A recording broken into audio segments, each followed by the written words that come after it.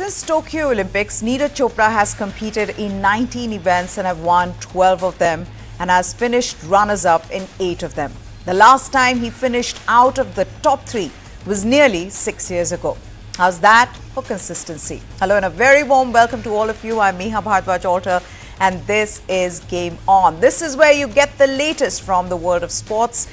Neeraj Chopra is Mr. Consistent, but last night he came very close to breaking that winning streak. The javelin thrower finished second in the Diamond League here after producing a season's best effort of 89.49 meters from his last attempt in a gritty performance despite lingering fitness concerns. The 26-year-old was at the fourth spot till the fourth round before sending his spear to 85.58 meters in his fifth attempt. He saved the best for the last and his final attempt measured 89.49 meters on Thursday. A marginal improvement on the 89.45 meter achieved in the Paris Olympics a few days ago. He was in danger of missing the sixth throw, but his fifth round effort of 85.58 saved him. Only the top 3 after 5 rounds get their respective final attempts. Two-time world champion and Paris Olympics bronze medalist Anderson Peters of Grenada won the event with a monster throw of 90.61 meters in the second round, while Julian Weber of Germany took the third spot with 87.08 meters. After the event, Chopra said, and I quote, "The feeling wasn't great at first, but I'm happy with my throw, especially the second best throw on my last attempt. It was a tough start, but the comeback was really nice and I enjoyed the fighting spirit I showed. Even though my early throws were around 80 to 83 meters, I pushed hard in the last 2 attempts, finishing strong. Competing at this high level, it is important to stay mentally tough and fight through." Peters, who had struggled to find form last year, led the competition from the beginning to the end. He stamped his class with that 90-meter plus throw in the last round. That's right. So in the beginning, he had the second throw of his, which was a big throw, which was 88.49. That was Peters' second throw, but it was his last throw where he went 90-meter plus, and Neeraj Chopra had to settle for silver. His personal best is 93.07 and that was achieved in 2022. This is Anderson Peters. With 7 points from Thursday's second place finish, Chopra is joined third alongside Weber in Diamond League standings with 15 points. Peters jumped to the top spot with 21 points. Czech Republic's Jakub Vadlec, who finished 7th with a throw of 82.03 meters on Thursday, is in the second spot with 16 points. Nursing a long-standing groin injury, Chopra claimed a silver in the Paris Olympics on 8th of August, adding to his historic gold in the Tokyo edition of the Games 3 years ago. Pakistan's Arshad Nadeem had beaten Chopra for the gold in Paris with an Olympic record throw of 92.97 meters. Nadeem was missing from the field here. On Saturday, Chopra had confirmed his participation here, postponing a decision on a possible surgery till the end of the season. Chopra had won the Lausanne leg in 2022 and 23, and he finished second behind Vadlec in the winner-takes-all Diamond League final in Eugene, USA last year. This season's DL finals will be held in Brussels on 14th of September. He needs to finish in the top 6 of the series standings to qualify for the finale. There's another DL meeting in Zurich on 5th of September, which has the men's javelin throw event on its roster. Chopra is yet to win a DL meeting this year. He finished second behind Vadlec in Doha on 10th of May. The Indian has been managing his groin injury since winning the gold in Budapest World Championships last year. All right, so joining us for more on this is a senior sports journalist, Vinayak Padmadev. He joins us. Vinayak, thank you so much for joining us here. We've been discussing throughout the Olympics, we discussed, whether Neeraj can breach that 90-meter mark. Now, after winning the silver, in Paris, in one of those conversations with Neeraj, when he was interacting with the media, he was very clear that he knew that this groin injury was holding him back, but he was waiting till the end of the season so then he can take a call on surgery. Do you feel last night he was held back by that groin injury, given that his last throw was near perfect? Meena, first of all, thank you for having me here again.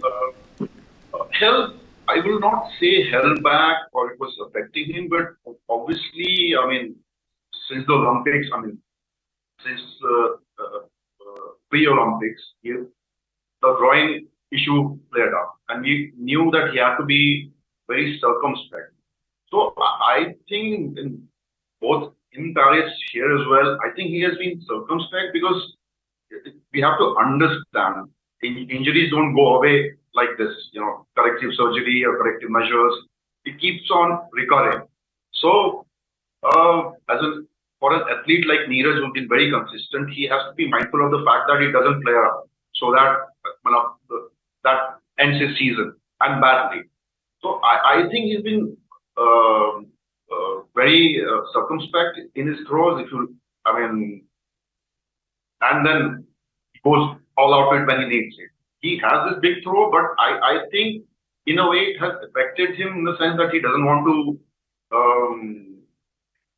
do more damage to his groin. Obviously, he's been suffering.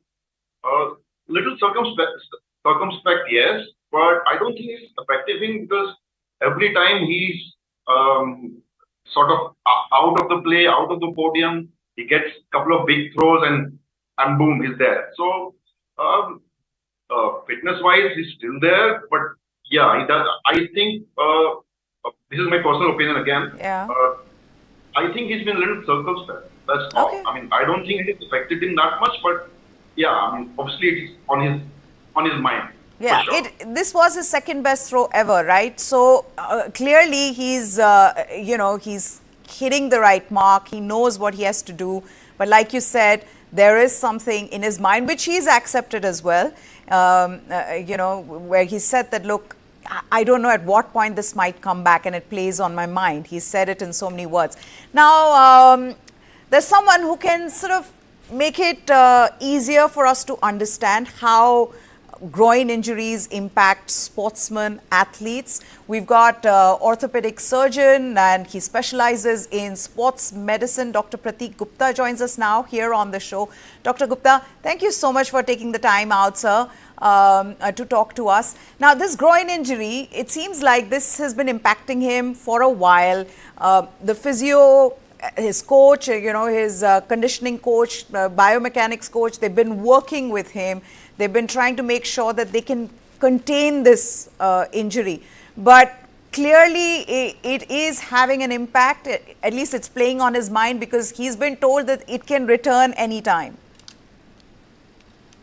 Yeah.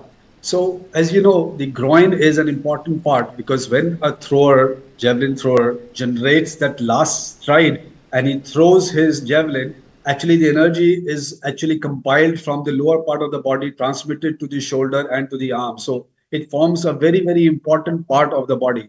Now, having that injury there, looking at his performance, it does not look like it's holding him back, but definitely that thought of that injury being there and could come up on his mind might be playing. So I feel the physios, the trainers are doing a good job because he has not shown any signs of physical faults or obstruction in any way. But yes, mentally, I'm sure he wants to be careful and also be little, as he was saying, circumvent or tentative to make sure he does not hurt himself and have any further, issues from there. Dr. Gupta, can you tell us also what the surgery is meant to do here and what's the recovery time like, and whether this is going to be a 100% success in the sense that he's going to be completely okay after that? How will this be treated? How is this meant to be treated in sports persons? Sure. Yeah, so he has what we call as adductor muscle strain injury. Those are the muscles which bring the legs together when you are trying to throw things or compose your body. Now they right in the groin, they are attached to the muscles, and when you are generating a power, and sometimes because of inadvertent abnormal movement or trying to create more power, you strain those muscles. Now these are not normal muscles where they are done used once in a day. They are being used constantly at a high power, so they do not heal. As a result, there is a little swelling left, and it sometimes also comes apart from the bone. And whenever you are trying to generate a force, that torn part or that inflamed part causes pain or lack of power, which reduces your capacity to throw. So here what you do is you go get in there, you freshen that edges again against that bone, reapply, and then fix them there again and let it heal. Now, time wise, we are looking minimum of 6 weeks, could be up to 3 months. And as you know, with any surgery, nobody can give you 100% guarantee. But yes, done in experienced hands and taking proper care, it is likely to heal. But having said that, there's nothing like if there is a natural healing process which can actually do the job rather than surgery, as been demonstrated by the physios and the team. They Sure. have till now been able to work with him well and keep him fit to be able to do, as you said, the second best of his performance till Yeah. now. So I think they are doing a good job, and I do not think surgery would definitely guarantee 100% recovery. Though if it is bothering him and is playing up a lot on his physical health as well as mental, then going ahead with that might make sense. The other thing, Vinayak, is, this 90-meter mark. That seems to be almost like it's like the biggest talking point when it comes to Neeraj at the moment. Anywhere he goes, anyone he speaks to, the third question is always about, क्या आपको लगता है कि आप वो 90-meter mark cross कर सकते हैं? Now, the pressure of wanting to get to that 90-meter mark, I'm sure he deals with that every day. But having this injury, having this, hampering his thought process doesn't help either. He may have got his second best throw of his career, but he knows that, there is pressure on him. He, as much as we know that he can absorb pressure and that he gives his best when he's under pressure, I'm sure it plays on his mind. To be honest with you, Neha, I mean, we've been talking about his 90 meters since 2014 now. So it's almost like 9.5, 10 years. So beyond a point, it could get irritating for Neeraj, but I mean, I would like to flip this argument because he's been very, very consistent. Yeah. In the sense, and this injury has flared up and it has impacted his performance for sure. But every time he's got his back to the walls, he comes up with big throw. Like yesterday, his fifth throw was more important than his final throw. Had it not got him placed in the third position, he wouldn't have got the sixth throw to get his season's best again. So yeah, I mean, we can all talk about 90 meters and why he's not crossing. Everybody around him has crossed like 4-5 times, but he's been consistent. That's the other thing. It doesn't help that you have Arshad Nadeem throwing 92.97, 93.97 or 92.97, and then yesterday you had Peters throwing 90 plus, 90.61. So in the field as well, when others around you are getting to that 90 meters, the pressure is clearly on him. I'm sure there's a pressure because, I mean, if somebody, lots of big throw, everybody else have to, top it to be there and there about the podium. So pressure is there. And we all know Neeraj has been dealing it for a number of years. I mean, and despite all the pressure, despite all the stock of 90 meters, he's never finished beyond fourth since 2018. Yes, Sava, correct. So he's been putting it well. Yeah, it's a matter of time. I'm sure you never know. It can happen in Zurich as well. But I don't get all this talk about 90 meters. Though I want him to cross, because everybody else around him is doing it, and I'm sure he wants to do it now. Because, the bar is getting higher and higher and higher. So he needs to be there to be, fighting for the podium all around the world. And he's been doing it for a number of years now, 6 years. Yeah, absolutely. But, yeah, I mean, 90 meters for The him personally last would be time, very irritating. yeah. Sorry, you were Sorry. saying? No, I'm just saying the last time he was off that podium was, nearly 6 years ago. So he's been consistent. He's been our Mr. Consistent, no doubt about it. Let's just put this question to Dr. Gupta as well, sir. The pressure of hitting this 90-meter, and given that everybody in this country wants him to reach that 90-meter, and just, I think for one, he wants it more than anybody else to just get the monkey off his back. Once you've hit 90 meter, you're like, chalo, ho gaya, ab aage dekhte hain. Ab dekhte hain ki podium pe finish ho rahi hai ki nahi. But sir, how much is this injury impacting him in wanting to get to that 90 meter? I know it's a difficult one. I know no one can you can't gauge what he could have thrown had he not been there. Too many what ifs. But I still would like an expert's opinion on this, sir. Yeah. I think, as you said, this is all mind game. Yeah. So it's going on in the mind. So a lot of it is done in the mind before it comes to physically that you perform. So I think somewhere down the line, it is playing up in his mind that he needs to cross that 90. As you said, all around you are seeing people doing it, and he knows he has the capacity. He can do it.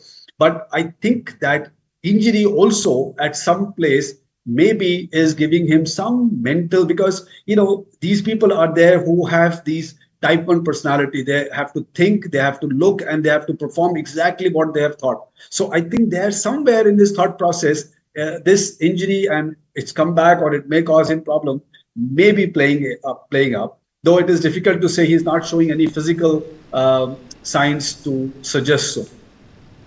Okay, Dr. Pratique Gupta, thank you so much, sir. I know you're a very busy man. Thank you so much for taking the time out to talk to us, to explain the whole injury and what needs to be done from here on for Neeraj to recover in case he does get into, surgery. Thank you so much, sir. Okay, Dr. Pratique Gupta there. Now, Vinayak, I'm going to continue on this conversation, and why I'm talking about this 90 meter is the comeback of Anderson Peters as well. The story itself, that incident in 2022 after he'd won a gold medal at the World Championship. I remember seeing that event, and I thought he was brilliant in that. He'd thrown 290 plus in that event. Neeraj won the silver, and then suddenly we woke up to this news of him being involved in an accident on the boat. There was a brawl. That is quite a story for him to come back and do this now. Yeah, I mean, it was very unfortunate what happened with him. But yeah. Since Olympics, I mean, he's been there and thereabout. He had a very average season coming from the Olympics as well. Now, since his bronze medal finish at the Olympics, obviously he's gone past 90 yesterday. So I think he's warming up, and he'll be one of the most biggest threat for Neeraj to win the overall trophy. I mean, if the season goes well for him. I know only top 6 will qualify for the finals, but going by the results that Neeraj is putting up with, like showing up with big throws, come back to Anderson Peters. Obviously, his is the story to be told, because a lot of people don't come back from from such instances. Like, form is not there, sometimes motivation is not there. But true. Yeah, I mean, he's getting warmer and warmer. So I'm kind of a little worried for others, because, Anderson Peters has been a world championship winner previously. Yeah. So, I mean, the form is coming back, the throws are coming back, and like yesterday, he showed that he's got, he can easily cross 90 meters, because it didn't look like there was hardly any effort. The technique was fine. The javelin flew in the right degrees. So, yeah. He's getting everything right, and it's not really good news for Indian fans. You're saying something? No, I said they're all hitting form. Arshad Nadeem, Anderson Peters, and this is just not good news for Indian fans. But it is what it is. And we've got to celebrate Neeraj's performance. He has won a silver, and that's the irony of it all, you know, that he wins a silver and still people are saying, bhai, gold kyun nahi jeeta? Jaise Olympics mein he didn't win the gold, here he didn't win the gold, why isn't he winning the gold? That's the kind of expectations that the world has set for him and he has set for himself. Vinayak Padmadev, thank you so much. As always, so much fun talking to you, sir. Thank you so much for having me. Thank you so much. All right, just before we wrap this show up, Indian women wrestlers Aditi Kumari, Neha, Pulkit and Mansi became the under-17 world champions in their respective categories, stamping their class in the prestigious cadets event in Jordan yesterday. Aditi emerged champion in the 43 kilogram as she blanked Maria Luisa Kika of Greece 7-0 in the final.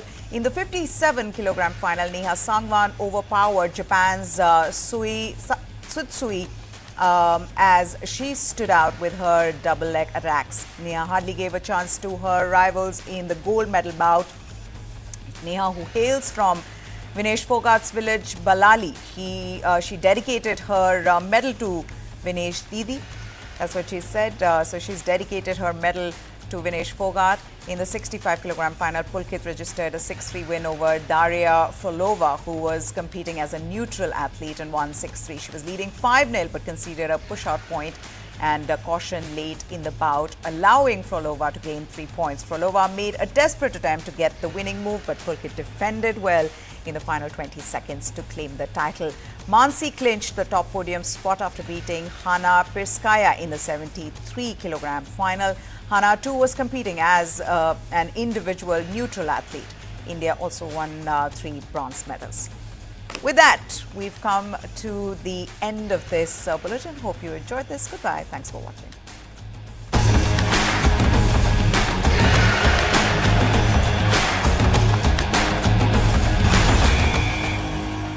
Fast, fast, fast, fast, fast. My God, isn't she your daughter? Yes. She's playing football. This is boys' game. Make her study. If she doesn't get a good job, she will get a good match. Will you win the world by playing football? Yes, auntie. My daughter will win the world by playing football. Let's go to Germany. World's largest football talent hunt. News 9 Indian Tigers and Tigresses